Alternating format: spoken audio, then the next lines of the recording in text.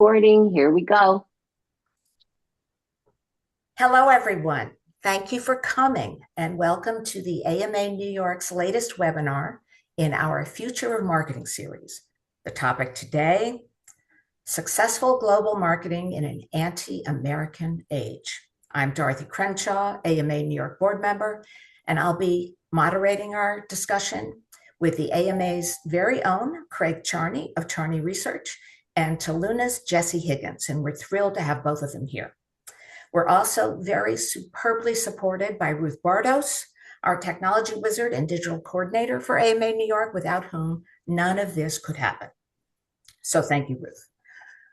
So after the introductions, Craig and Jessie will be going through a fantastic presentation that they've prepared based on the study that Toluna and Charney jointly developed last year about the anti-American sentiment and its impact on brands.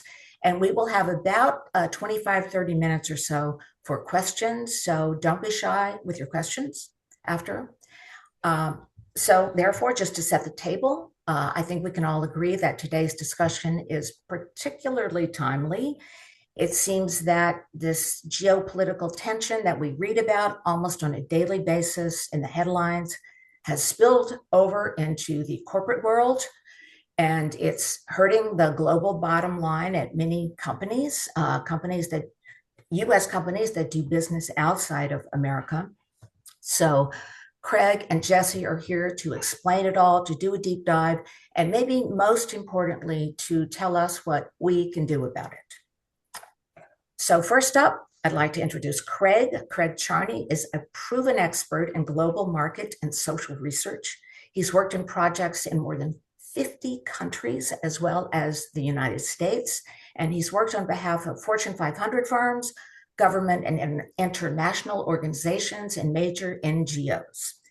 Craig is particularly known for complex multi-country studies, his innovative research and analytic techniques, and his work in markets that had never before been polled. In fact, he set up Charney Research in 1997 after getting his start polling on the presidential campaigns of Nelson Mandela in South Africa and Bill Clinton in the US. Pretty cool. Since then, he's tackled projects for some of the world's most demanding clients in locales ranging from Brooklyn, Britain, and Brazil to China, India, and Afghanistan. And he cut it out of his bio, but I want you to know that Craig holds a PhD from Yale and a master's from Cambridge, among other awards and degrees. Jessie Higgins is here with us.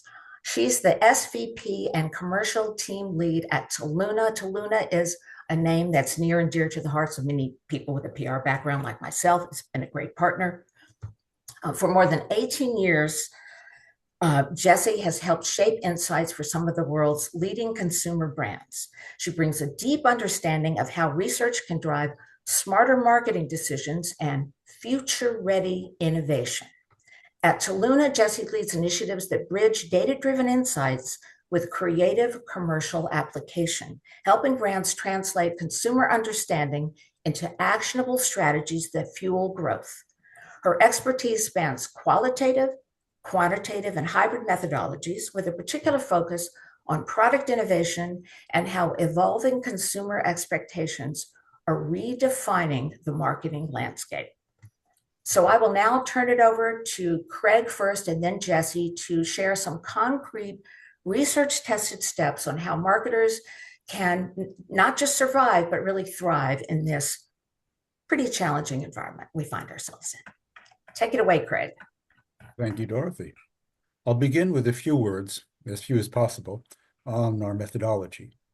The research was conducted from July through October of last year, and we used 3 different methods in order to allow triangulation of the results. We began with social media research, which involved analyzing 93,185 different messages, for which I must give a shout out to the team members from Toluna, Celine Barrault and Ivan Deniev, who did a superb job.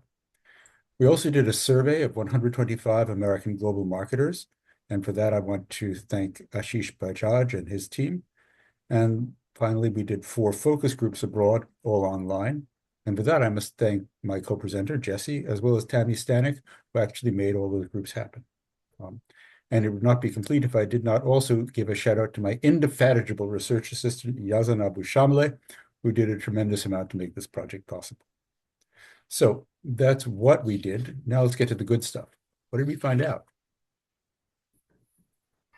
Well, to begin with, there was a huge explosion of anti-American conversation on social media with the advent of the new administration in January 2025.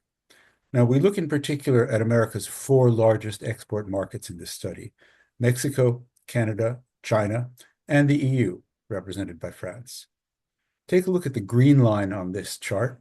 What you see is that anti-American comments from January to February rose tenfold in Mexico.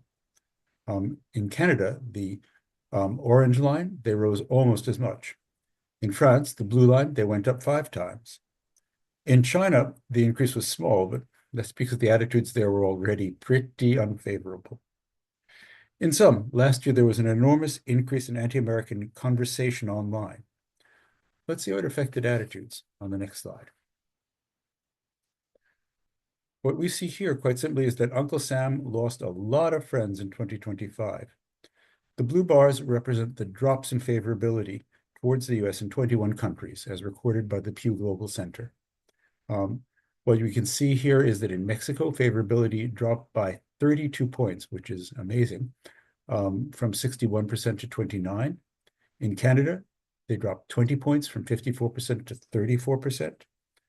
In France, it was down 10 points to 46%, from 46% rather. In China, it didn't change very much, but that's because, as I mentioned, it was very low to begin with. If you look at the average, that's the pink bar, you'll see that it dropped 17 points to 42%, or in other words, from positive majority on average in 2024 to a negative majority in 2025. I think the best summing up of this comes from a passage I saw from Scott Galloway, the NYU marketing guru, who said in June, globally, there has never been a brand erosion of a brand as big that has fallen as fast as the US in the past 5 months. So what did the decline in brand America mean for American brands? Let's see the next slide. There's an old chestnut that anti-Americanism doesn't really matter to businesses because customers will buy anyway. But here we see the fact that anti-Americanism hurts, and it hurts the bottom line. 62% of the marketers we queried said that anti-Americanism is harmful to their sales prospects. 50% somewhat harmful, 12% very harmful. Only 22% said anti-Americanism had no real impact on their sales. The costs are paid in terms of brand equity, sales, and pricing power. In qualitative comments, one of our respondents said it's damaged brand reputation and market share. Another said software subscription cancellations increased 15% as a result. A third, boycotting caused us to decrease products shipped and prices. What's more, marketers don't expect this to improve. In 3 years, 63% say it will be harmful, and the proportion expecting it to be very harmful goes up from 12% now to 17% in their expectations for 2028. In other words, anti-Americanism is a serious problem for business, and it is not expected to go away soon. Instead, it's the new normal to which American global marketers must adapt. Let's take a look at the next slide. And here we see data on how American marketers see the impact of anti-Americanism on brands. These bars represent the marketer's evaluation of customer perceptions. What you see in the first bar is that the proportion who say that American brands are the favorites of their customers has dropped 10 points from 49% to 39%.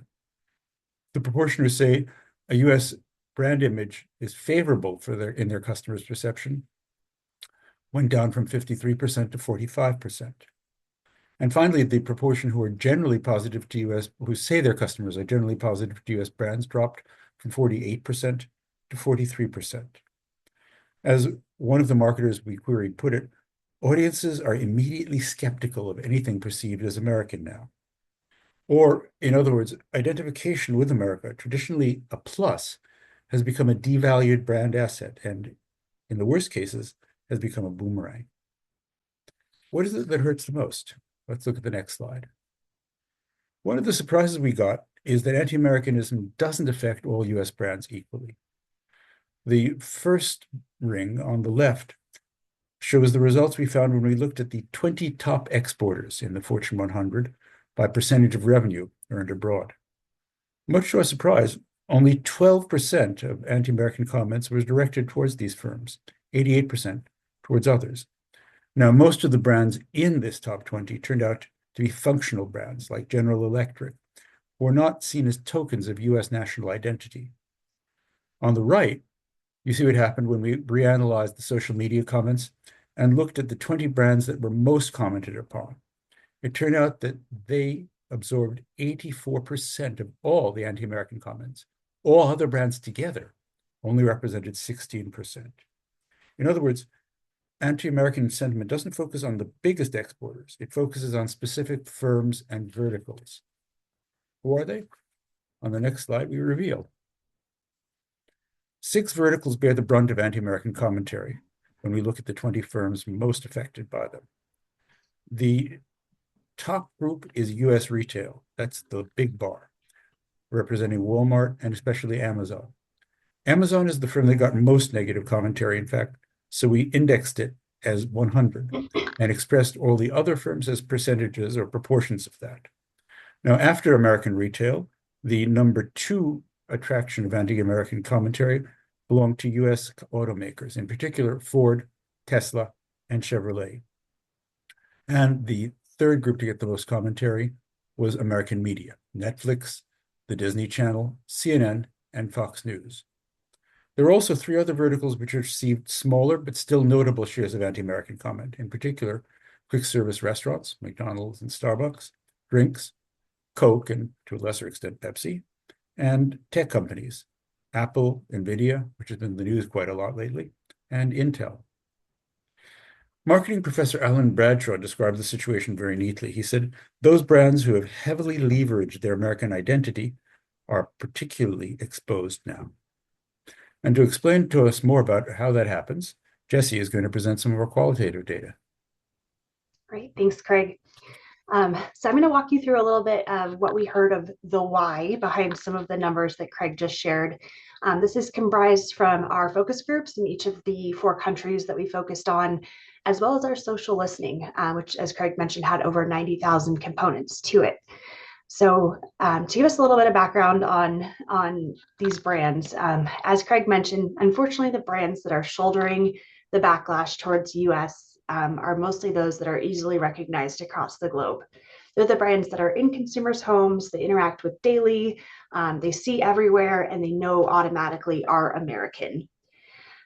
Larger exporters that are maybe a little less consumer facing, maybe don't do as much American direct advertising, they tend to get away with not being recognized and therefore not as impacted by the anti-American boycotting or lack of purchasing. Some of these are like General Electric or Caterpillar, where your day-to-day consumer is maybe not interacting as much or knows that they are American backed. Whereas the traditional hallmark brands for the US like Walmart, Amazon, and Tesla are suffering a lot more criticism. So let's talk a little bit about how consumers are truly feeling about the US abroad. Next slide, please. From our qualitative research, we learned that the frustrations with the US are primarily political and economic, and not technically aimed at any particular brand or industry, but really just focused on where they are coming from.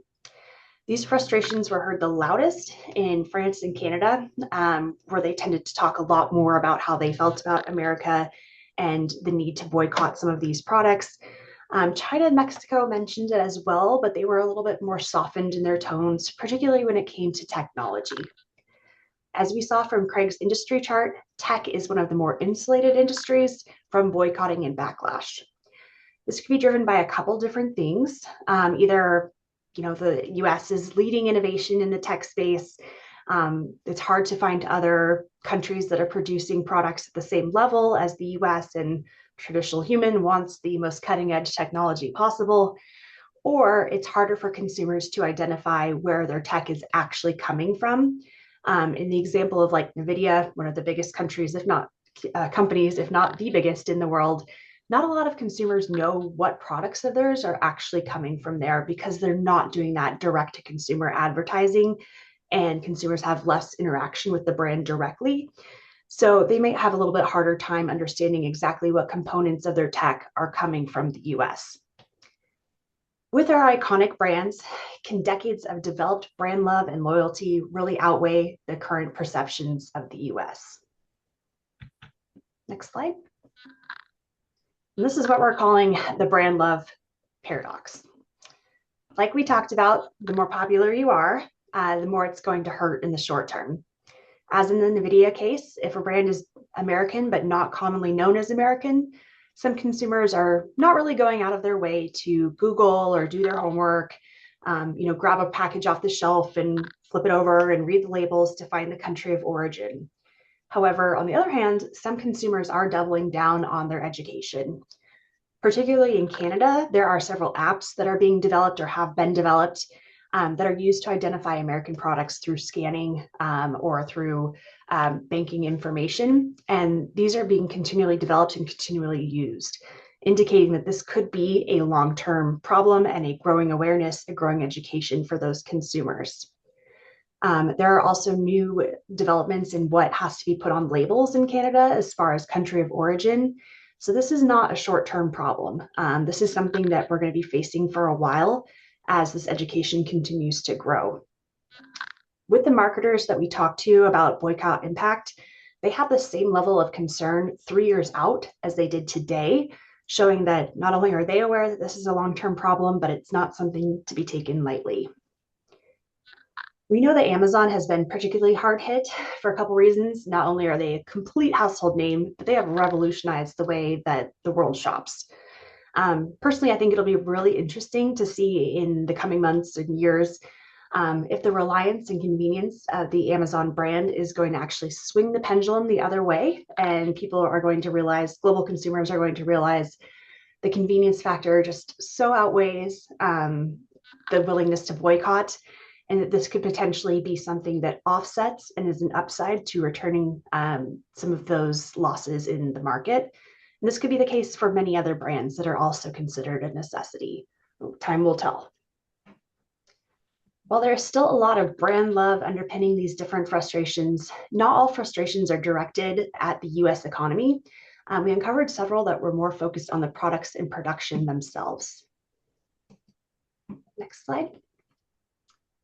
We found what we call localization frustrations, which these could be in existence for quite a while. Even within well-known brands, our focus groups voiced frustrations around localized products that are being offered in their home country, that they're aware are produced by US companies that actually offer a different level of product in the US, technically what they consider a superior product. This is occurring within things like rewards programs or servicing, as well as tech, where a product that is offered in their home country is maybe inferior, doesn't have all the features, is not as elegant as what is being produced and distributed in the US, but they're still paying that global average pricing.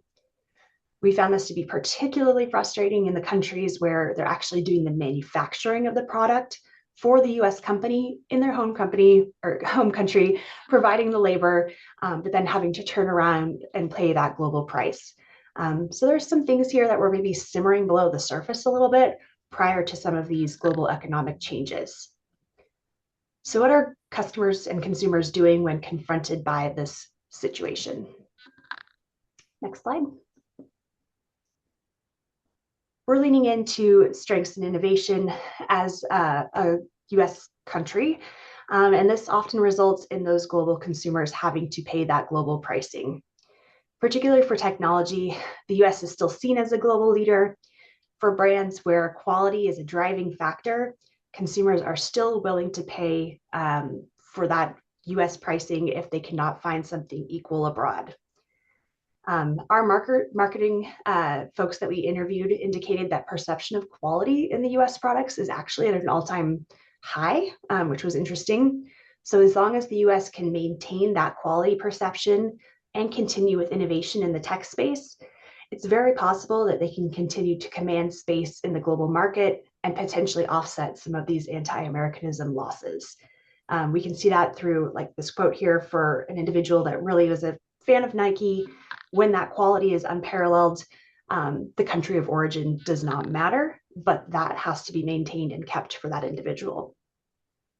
So what exactly are our consumers abroad looking for in order for the US brands to be cast in a better light? Next slide. We really landed on this theme of respectful partnership wins. Consumers want global brands to have a localized relationship, a respectful partnership. This demonstrates respect for the local market country itself, and it feels like a partnership that is between consumer and brand rather than the consumer being forced to adopt to the American economic agenda. This message that we've heard time and time again and have used abroad so often of products made in the US, therefore it's the best, the US is the best, is getting a little tiring for customers abroad and is not authentically resonating with them anymore. And stepping away from that messaging is going to be really important in marketing in the future. They want a strong connection to understand how a brand is actually working with their home country, how there is this relationship between the two, and that by contributing to their local community, that is a great way for US brands to make and build a true connection and relationship. Now, I don't normally read quotes in presentations, but I thought these two were really interesting from our focus groups. First in Canada, tell me that you have partnerships with Canadian people. Tell me that you're buying products from our country to make these innovative things. I don't know, don't just tell me you're the best. I thought that was very, very important. And then in China, if you want to connect to this market, you need to have a better understanding, especially you respect our language and values. If you don't understand our language, then you cannot integrate with us into our culture and society. So you need to respect. So very interesting points from a couple of consumers. They don't just want to hear promises of what US companies will do. They want to see action. So what can US brands do to overcome this? Next slide. Overall, while many US products have expanded into global marketing campaigns and are really pushing things that are appealing globally, we found that there still remains a desire for consumers to connect with local advertising, local marketing. That has historically been something that was offered and we've kind of stepped away from with US brands. This can be a connection through customizing marketing or advertising based on local language, maybe portraying local traditions, showing local spokespeople or local celebrities that are really integral to that culture, local sports teams, anything like that that really shows a connection to that country. Along with that tailored communication, positively contributing to local social issues is the clearest way to establish rapport between foreign consumers and brands. This does require putting in some work on the brand side. Social contributions are key to lifting a brand beyond US stereotypes and into having a true relationship with consumers. But this requires an investment on the brand side in order to have that relationship and benefit from the markets abroad. So we asked these consumers, well, how can US brands connect authentically with consumers? We know it's important. Next slide. So we found that sustainability, environmental sustainability in particular, is an initiative that all countries could get on board with. We did in our focus group present about 10 different potential causes that US brands could support, and environmental sustainability was the top one. Some others that followed that were community support, diversity, equity and inclusion, and fair labor practices. Consumers indicated that really environmental knowledge and environmental contributions were the strongest way to have an impact with local markets, even if your environmental contributions are on a more macro global level. It shows respect and willingness to truly give back to communities, and that brand support really shows people that you're giving and owning that responsible corporate citizenship and having that equal relationship of give and take with their local economy. On the flip side, there were a few issues that we presented to the focus groups that the respondents were like, that is definitely off limits, not a place the brand can play.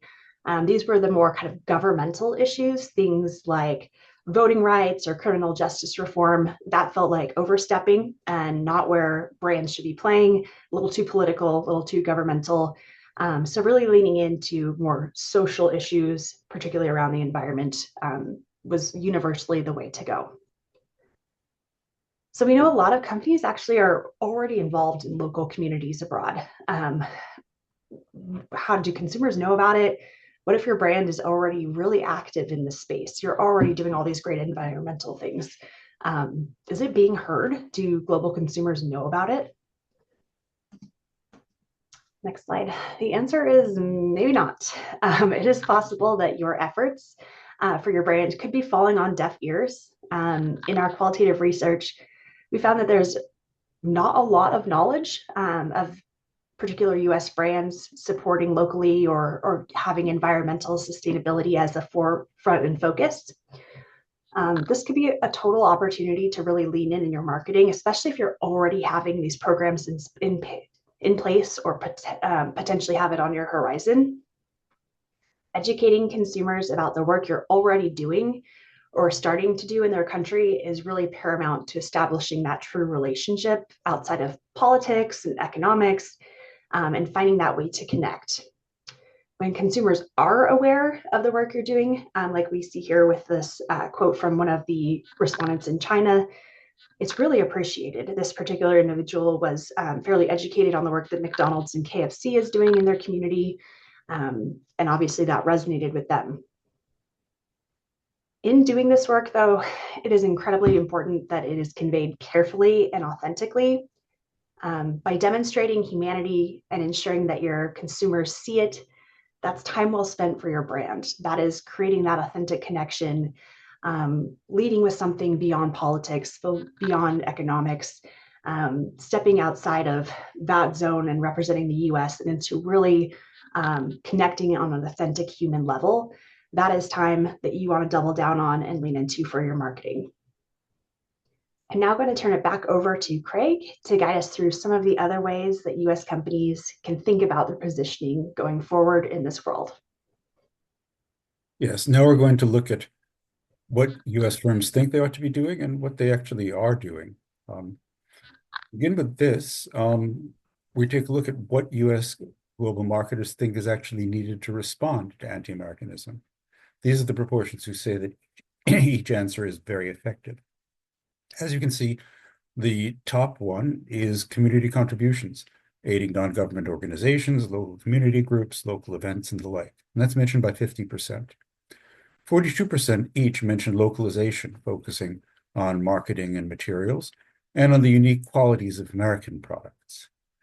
The smallest number, 30%, suggests sticking with the tradition of American imagery, which in the past has been much more effective. What are they actually doing? Well, at the local level, the most frequent one is focusing on local sensibilities and local culture. As one of the marketers put it to us, we sidestep over US-centric imaging. We identify the brand with domestic partners, and we are locally hosted in order to keep attention on the value more than nationality. Only 15% said they're actually just sticking with business as usual. More detail on what they're doing is on our next slide. Specific types of social causes that US firms support are indicated here. The top one is contributions to communities and their organizations, made by 72%. DEI is pursued by 66%. Sustainability and environmental protection by 64%, and being a good employer by 55%. Now, I want to call your attention to the fact that these causes, which are supported by the majority of firms, are also precisely those which, as Jessie pointed out, are prioritized by their foreign customers as well. Then there is a group that receives somewhat less support: racial equality, half; women's rights, 43%; voting and democracy; LGBTQ rights, and criminal justice reform. These are the sorts of issues which are had less consensus about them. Excuse me, these sorts of issues had less consensus about them among the consumers as well, because they tend to be seen as governmental affairs. But as Jessie also pointed out, these issues don't publicize themselves. If we look at all these issues together, 99% of American companies operating abroad are engaged in some sort of supportive social causes. But it won't help those companies if it remains their best kept secret. Next slide, please. Now, until now, I've spoken in broad brush terms, looking at the common sentiments of the different countries. Now I'm going to spend a little bit of time talking about the differences between them, in terms of the origins and the differences in anti-American sentiments in each. First off, in Canada, the big focus has been the threat to sovereignty, the so-called 51st state, which has offended, shocked, and even threatened many Canadians. In France, on the other hand, anti-Americanism has emerged as a reaction to a clash of values and cultural background, sort of anti-imperialism. In Mexico, the anti-American comments focus on perceived inequality of the economic relationship between Mexico and the United States, in particular, the economic dependency and power differentials between them. And finally, in China, America's rising peer competitor, the reaction is principally a nationalist one, protecting their own technology, industries, and the like. So what are the implications that these differences have for companies? We'll see that on the next slide. In particular, there are strategic and tactical differences that flow from the different origins that I mentioned. In Canada, a stress on local reinvestment and a transparency in labeling, with an emphasis in particular on Amazon, Ford, and Tesla. In Mexico, the importance of partnership, local supply chains, and visible investment that people can notice. And particularly affected companies are Ford, NVIDIA, and Walmart. In France, we see a need for local integration and, once again, economic transparency. And among the companies that are most vulnerable, we see McDonald's and Coca-Cola. And finally, in China, in order to establish a sense of partnership rather than rivalry, an emphasis on domestic co-innovation and on policy compliance with the requirements of the People's Republic. And here, Apple, Tesla, and Amazon are the companies that are most vulnerable. So I'll wrap up now by running through our key recommendations. If you will, these are the 10 commandments of responding to anti-Americanism.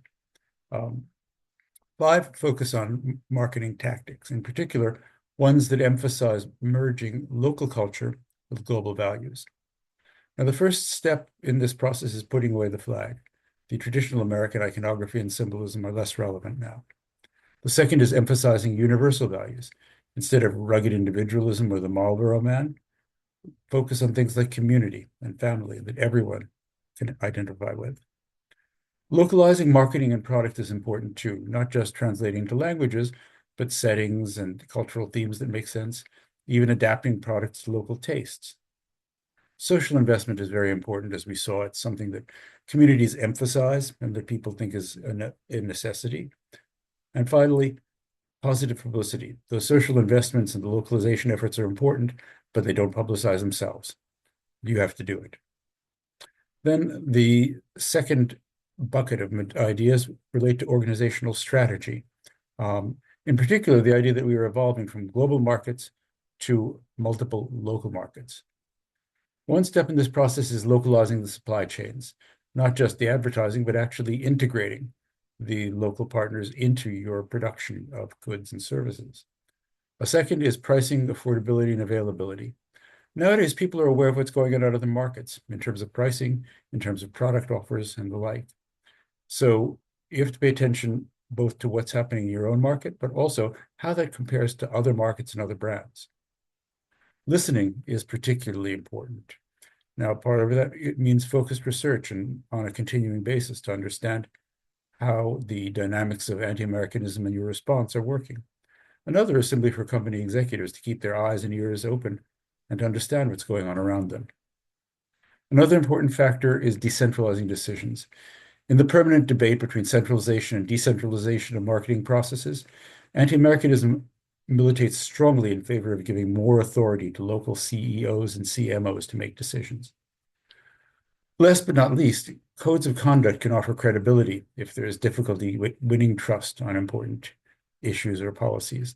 These might be codes established by the industry, by the American Chamber of Commerce, or even by your firm itself, but ones that demonstrate the sincerity of your commitment and that enable you to document that as well.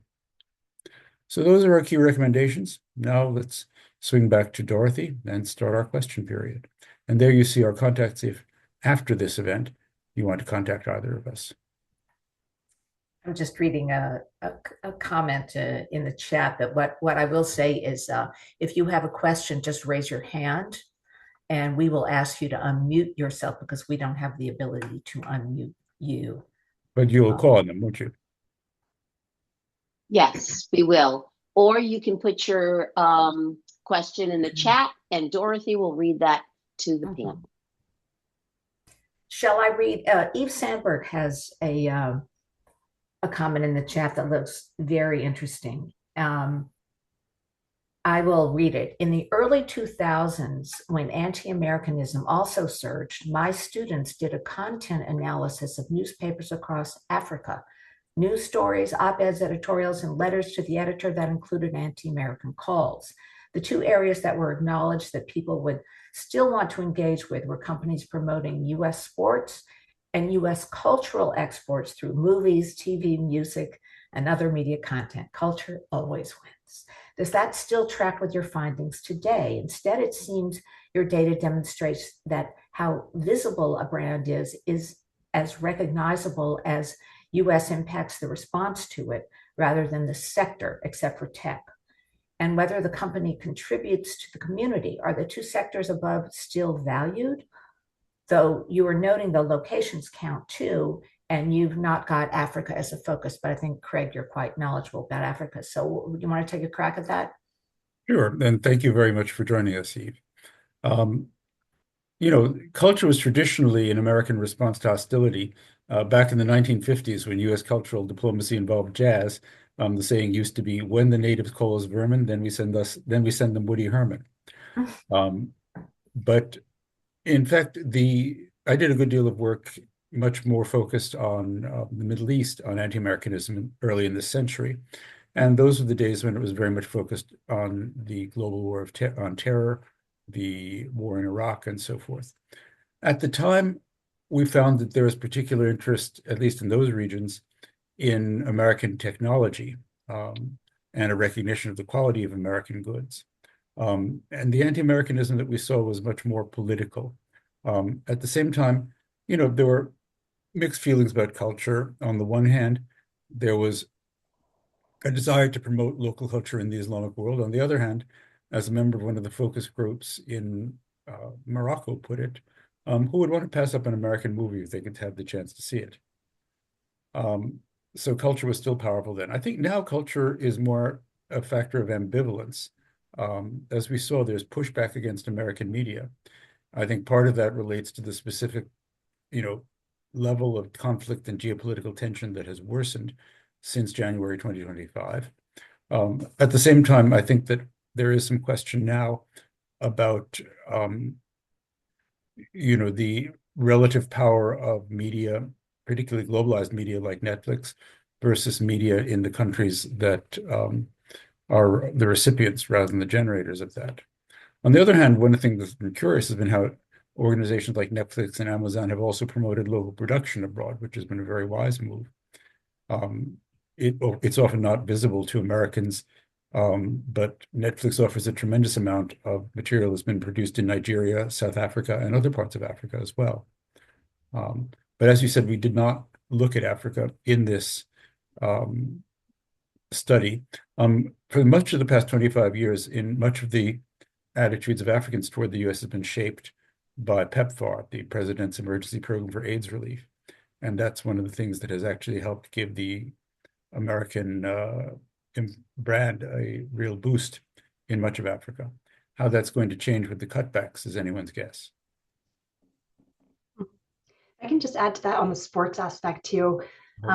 I think the growth of both the NBA and Major League Soccer incorporating players that are not American by nationality so much just within the last few years, and the push from the NBA to grow both in South America and in other countries offsets some of that. While the league might be, backed by America, the fact that we're incorporating players that have nationalities elsewhere and the desire to root for a player from your home country or home region, I think offsets a lot of maybe that negativity.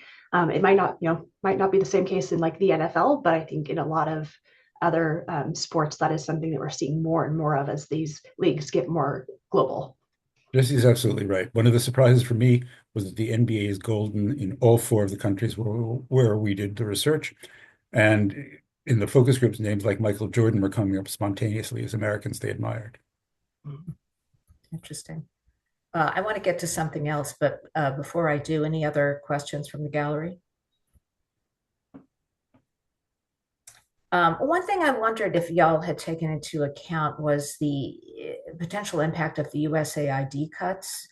Did that factor into any of the qualitative responses that you got in the focus groups? Jessie? Can you repeat the question, Dorothy? I think I missed a little Yeah. bit. Oh, I'm talking about this is not necessarily in markets that the U.S. does a lot of business with, commercially, but I was thinking about the USAID cuts and how that, there was a lot of controversy around those, given the diminishment of our soft power. Did that come up at all? It did not in the focus groups that I observed, or in particularly any of the social listening. Craig, I don't know if you witnessed any of that from your perspective. It was mentioned that the Mexican healthcare system is rather creaky. Mexico was a major recipient of U.S. aid before the cutbacks. On the other hand, I think much of it tended to be focused towards security, law enforcement, the justice system, and the like. So I'm not sure if those cutbacks were perceived that much by people in terms of the economic part of their lives. Mm-hmm.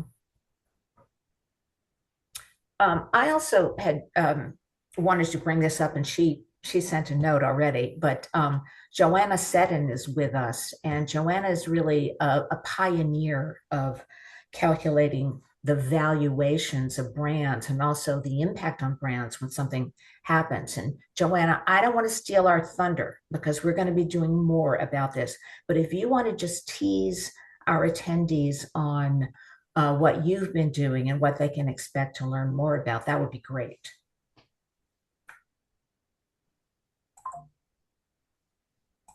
Joanna, remember you have to unmute yourself.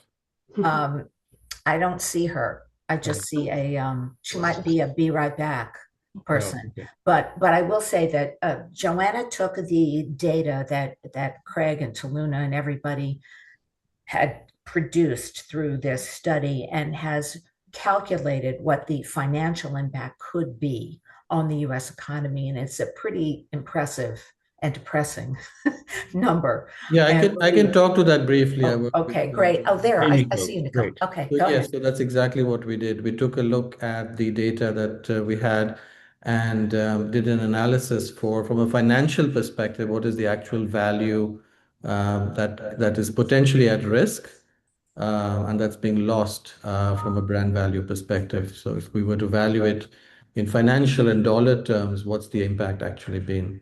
So that's kind of, we'll take the study to another level. That's right, and that's a forthcoming release, which we'll be planning later this week. Great. So stay tuned for that. Other questions?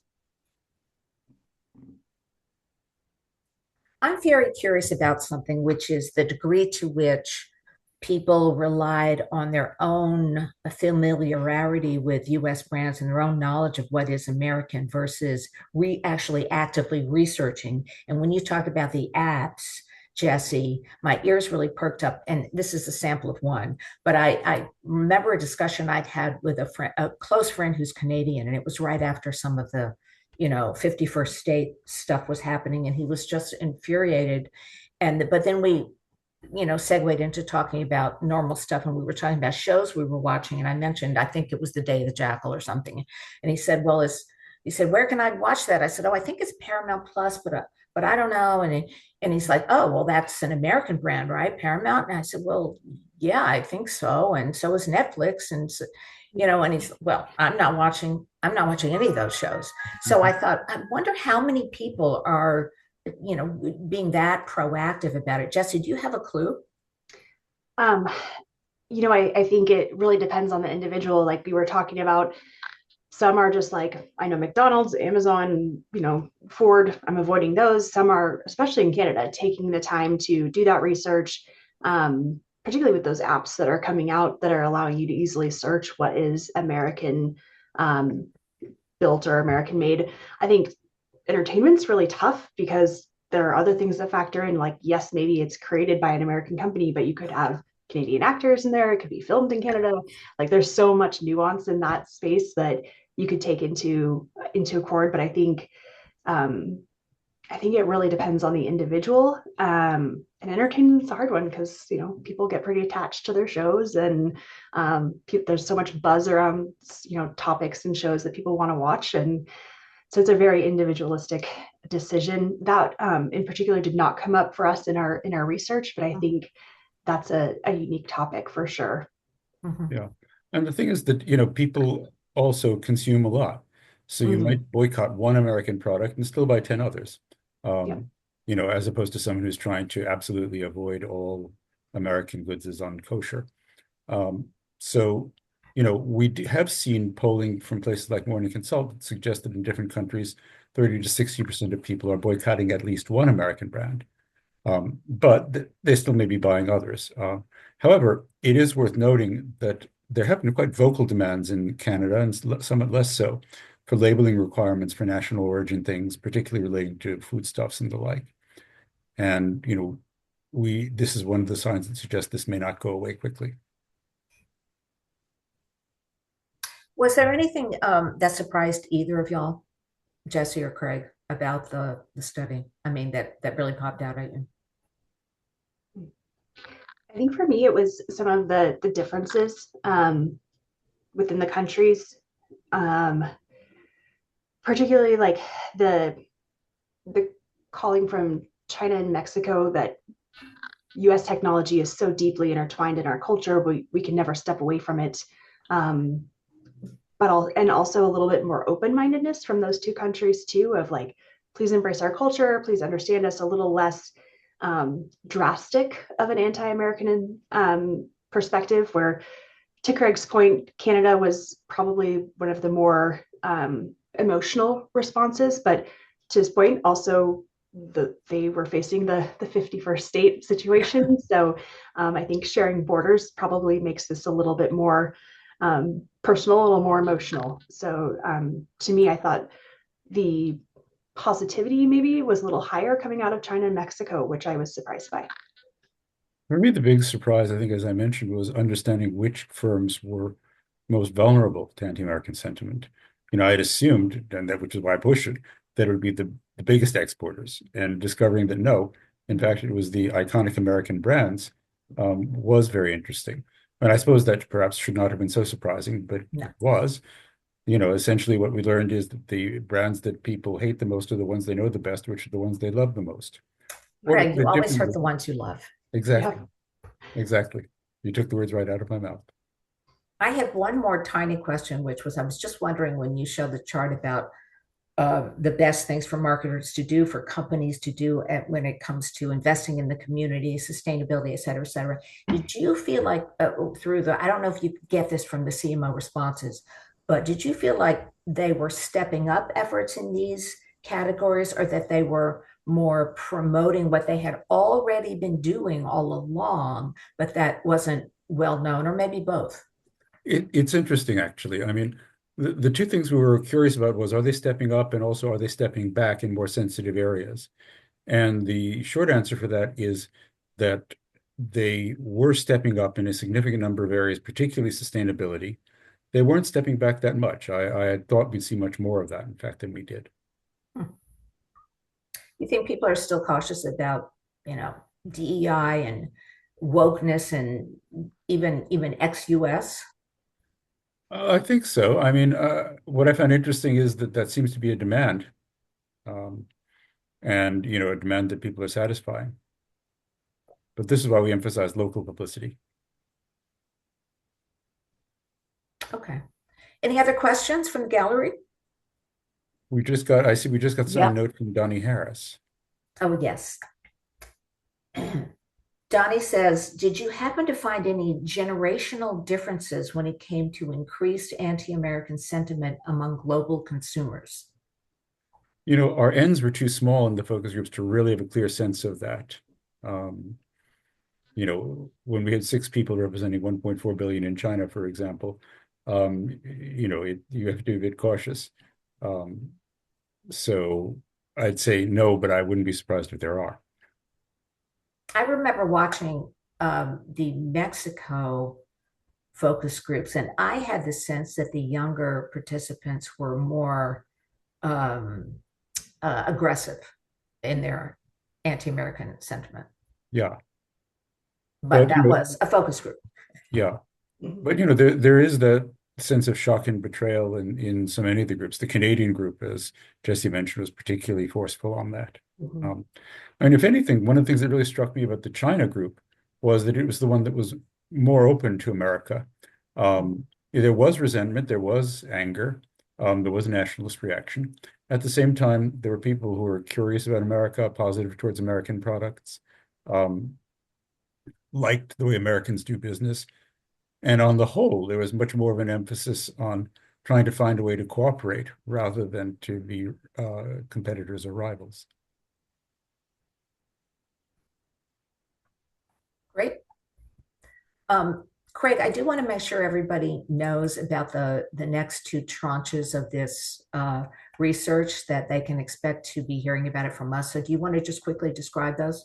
Sure. In late February, we'll be releasing the next set of results from the study, which concern artificial intelligence. We'll be looking both at its adoption by marketers and what is holding that back, as well as attitudes among consumers and B2B purchasers about using artificial intelligence, either as part of marketing or as part of purchasing. And that will be in late February. The next one will be at the end of March, beginning of April, when we'll be looking at corporate social impact. And that's where we'll be expanding a look both at what corporations as well as their customers, both B2B and consumer, are doing and thinking about the area of social innovation and social investment. That's where we'll get a chance, since we looked at this before in 2021, to see how much pullback there is, if indeed that's occurring. We've got Leslie Kendrick from Baltimore AMA who's very eager for that. So let's make sure to promote it to that chapter. We do. I also just want to tell everybody that you can download the full report from the AMA New York website. So feel free to do that. And I just put it in the chat. Ruth just put it in the chat, so you don't even have to go to the website, but go to the website anyway. Well, it's going to take you to the website. And if you're not an AMA member, then please consider joining. Yes.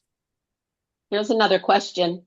Okay. Oh, yes. I love this one. I love speculation. Are you comfortable speculating on how anti-Americanism will evolve given recent aggressive actions? Yeah, we're talking about Venezuela. I would love to know if there's any research on this and Iran. Well, look, I'm happy to speculate because, as the old saying goes, I charge for data, but my opinions are free. But more specifically, it seems to me that the current geopolitical situation is one where we are not likely to see a reduction in anti-American sentiment. I think that's what was picked up by the marketers themselves.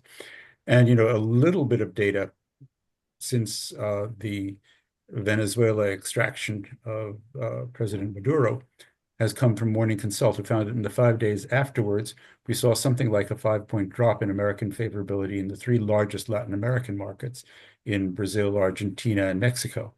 Now that's that might be a blip, but a 5-point change in just 5 days is actually a pretty big move in public opinion terms. On the other hand, the Venezuelan community in Florida might more than make up for that. So who knows? Well, yeah. So although they are, of course, expats. Yes. And, but actually raises an interesting point, which is, could American intervention against unpopular regimes actually tend to promote more positive attitudes towards America? And the short answer is maybe. In Iraq and Afghanistan, it did initially, but that faded. It's a complicated world, y'all. Mhm. So if there are no other questions, I will give you all back 4 minutes of your day. And do check out the report. It's very thoughtful, very substantive. Okay. And once again, thank you so much for joining us. Yes. Thank you, everyone. Much appreciated to everybody. Mhm.